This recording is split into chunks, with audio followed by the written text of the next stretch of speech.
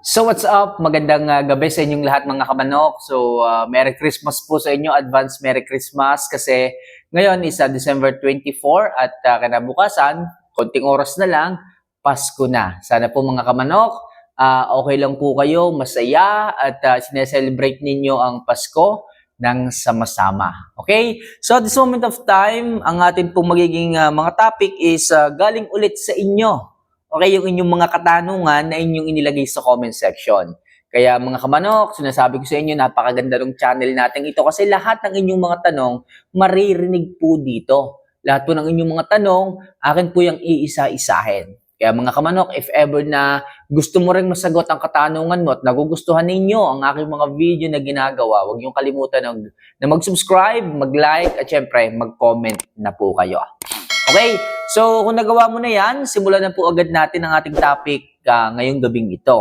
Okay, so ang unang katanungan ay galing kay Rodolfo Gutierrez. Ayan, so mega shoutout Idol Rodolfo. Ang tanong niya is, Idol, ano po ba ang mabisang gamot sa sipon ng manok? Napainom ko na ng Amtil at Sulfar QR tablet. Meron pa din. Okay. So mga kamanok, pagdating sa sipon, kahit yung pisik at halak, kailangan kasi may tamang proseso. Kahit anong ganda at galing ng iyong mga binibigay na antibiotic, kung hindi tama ang proseso ng pagbibigay mo neto sa inyong mga alaga, talagang hindi ka agad mawawala o magiging magpapabalik-balik lang yung sipon sa alaga ninyo. Sa totoo lang, yung Amtil, napakaganda ng pong antibiotic niya sa ating mga alaga. Pero nangyayaring bumababa yung capacity nito na gamutin ang isang infection kung hindi po tama ang proseso. Tandaan nyo palagi, pagka may sipon ng ating mga alaga, kahit halak, kailangan muna natin yung idiklag. Okay? Idiklag po natin, kailangan yung mga airflow, yung dinadaanan ng hangin, pasok at labas, lalo na sa bandang ilong. Kailangan po malinis yon. Kasi po mga kamanok, kung yung pong yung passage ng airflow ay barado, meron po kasing mga sipon na kapag tumagal, tumitigas. Yun po yung bumabara sa mga airways. At pagka bumabara po yun sa mga airways, doon nyo po mapupuna o makikita na merong mga manok na kapag umiinom, nangingitim ang mukha. Kapag kumakain, nangingitim ang mukha. So yun po ang dahilan. Hindi po agad nagagamot yung mga sakit, lalo na yung mga respiratory diseases ng ating mga manok. Kaya yung iba magtataka, bakit tong manok ko, umiinom lang, nangingitim na yung mukha? Bakit yung manok ko kumakain, umiitim na yung mukha? Kasi nga po, hindi po maayos ang pasok at labas ng hangin. May connection din po ito sa baga at saka dun sa airflow at airways ng ating mga manok. Pag hindi po masyadong makalabas ang hangin, ang pressure po ng dugo ay medyo stress din po. Kaya po napipigilan yung daloy ng dugo sa loob, tapos hindi po makahinga ng ayos ang ating mga alaga. So ang magiging resulta nun, nagkakaroon po ng clogging sa loob ng sistema ng manok at doon po natin nakikita kaagad sa kanilang mga mukha kaya nangingitim. Kaya po hanggat maaari, lagi kong sabi sa inyo, kapag nakita nyo tumamlay ang manok, nagkasipon, huwag nyo nang hintayin pa ang ilang buwan bago nyo ito bigyan ng antibiotic. Gagamutin nyo din naman yan, bakit hindi pa ngayon? Bibigyan nyo din naman ng antibiotic, bakit hindi pa ngayon? Okay? So ito mga kamanok, extend natin ng 3 to 5 to 7 days ang gamutan yan. Hindi yung bibili ka lang ng 2 tabletas, pag naibigay mo yun, okay na.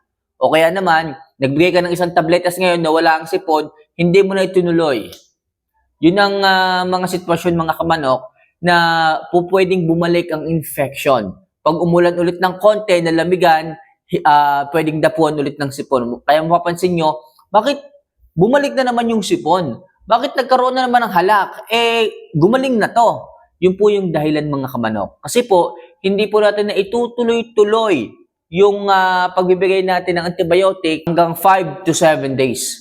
Yun po yung kahalagahan nun. Akala natin okay na. Akala natin maayos na.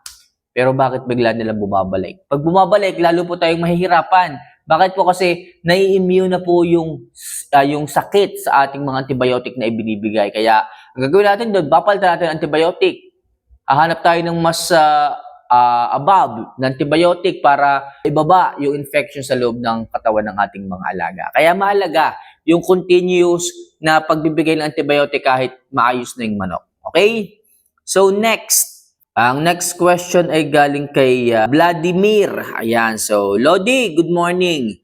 Maganda bang ibigay sa ating mga alaga ang El Toro at Vitamin Pro 357? Okay, pahimay naman. Salamat, Idol. Okay, so si Vitamin Pro, yan po ay vitamina, electrolytes, vitamins na pwedeng makatulong sa ating mga alaga para makumpleto yung mga vitamins na kailangan ng ating mga alaga. Ika nga ay napakaraming vitamina na meron si Vitamin Pro na ibinibigay natin. Okay? Ang sabi niya dito, yung El Toro ba ay pwedeng ibigay kasabay si Vitamin Pro 357. Si Vitamin Pro 357, siya po ay tabletas na maayos din po sa ating mga alaga. So sabi ko nga, napakaraming vitamina niyan, kaya pag binigyan natin sa ating mga alaga, makikita mo talaga yung feedback nito sa kanilang katawan. And also, si El Toro naman, siya ay rich in amino acid.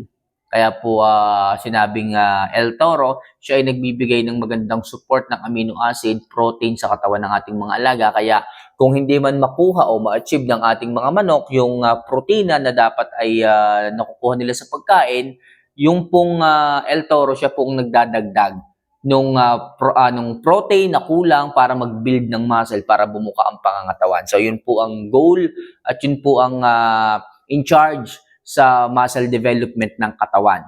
Okay? So, si El Toro po. So, kung tatanungin mo kung po pwede ba pagsabayin yung dalawa, hindi po pwede pagsabayin. Pwede po yung magkaibang araw, pero pagkasabayin mo sa isang araw, hindi po. Hindi ko po ina-allow yung ganun kasi masyado pong madami, lalo na't parehas po silang tabletas. Okay lang sana kung si Vitamin Pro is powder form, okay lang.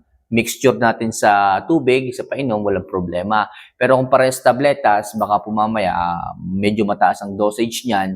So, manok lang naman yan. Kaya iwasan natin na magkaroon ng double na pagbibigay ng vitamina sa isang araw. Okay? So, next question. Okay. So, galing kay Gerald Villaran. Ayan. So, okay.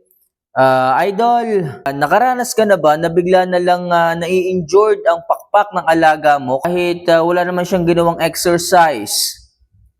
Anong sanhi kaya nito, Idol? Kasi yan yung naranasan ko sa alaga ko ngayon. Bigla na lang nai-injured ang pakpak. Pati pitso nila, numinipis ang laman. Okay? So, possible kapag ganyan mga kamanok, yan ay may sakit or may nararamdaman siyang lihim na hindi mo alam. Okay? So, basta ang manok ay tumamlay, sigurado merong nararamdaman niyang hindi maayos. Kapag ganun, bigay agad tayo ng antibiotic and doble ingat tayo pagdating sa ating mga alaga kung kinakailangan magbigay palagi tayo ng vaccination para yung mga virus, bakterya na maaaring kumapit sa ating mga alaga na hindi naman natin inaasahan, ina-expect, ay maiwasan. Okay? So, hindi naman po kasi mangyayari na magkakaroon sila ng abnormalities na ganyan or cruelties na ganyan kung wala namang pinanggagalingang sakit o ano pa man. So, tingnan mo rin. I-ano mo lagi, i-monitor mo lagi ang alaga mo. So far dito naman sa akin, wala pa akong na-experience na ganyan kasi maayos naman yung aking mga alaga. Lumalaki naman sila ng maayos. Kaya, so far, wala pa eh. Pasensya na, Idol, hindi ko masasagot ng maayos. Pero, for now, magbigay ka lang vaccine, lahat ng defense kailangan mong ibigay hanggat maaari kung talagang mahal mo ang iyong mga alaga. Okay? So next, eto, galing kay Jason Narciso. Ayan. Idol, ano ang gamot sa manok na matagal matunawan? Ang lakas niyang kumain, pero payat naman. Napurga ko naman at may vitamins, pero ang tagal matunawan. Okay? So check mo yung measurement ng pagkain. Baka overfeeding, baka masyadong marami. Tapos, bigyan mo siya ng Voltflex KQ.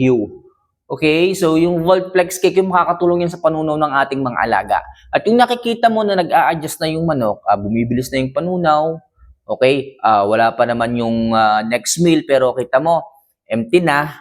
So, pwede ka namang magbigay doon ng True Grit. Okay? Yung True Grit na to, ito yung ito yung mga maliliit na bato, mga seashell na makakatulong para mas i-improve yung capacity ng balon-balunan para gumiling. true great, mura lang naman yan, kaya maaari nating i-maintenance para yung ating mga alaga na nahihirapang magtunaw is maka-adapt at mas maging advance yung kapasidad niya na tumunaw ng pagkain. Kasi alam naman natin na ang manok, kapag malakas tumunaw, malakas kumain, sila yung mga healthy. Pero yung mga manok na babagal tumunaw, gaya nung sayo, para sa akin may problema sa kanyang sistema. Okay? So mga kamanok, yan lang muna sa ngayon ang ating pag-usapan tungkol sa pagmamanok. Sana kahit paano makatulong, sana kahit paano ay nasagot yung inyong mga katanungan. Sa mga nasagot ko ang katanungan, comment naman po kayo para sa ganun ay ma-inspired naman ako na gumawa pa ng mas maraming video para sa inyo. Okay? So yun lang mga kamanok. See you for our next vlog. Mahal ko po kayo. Paalam.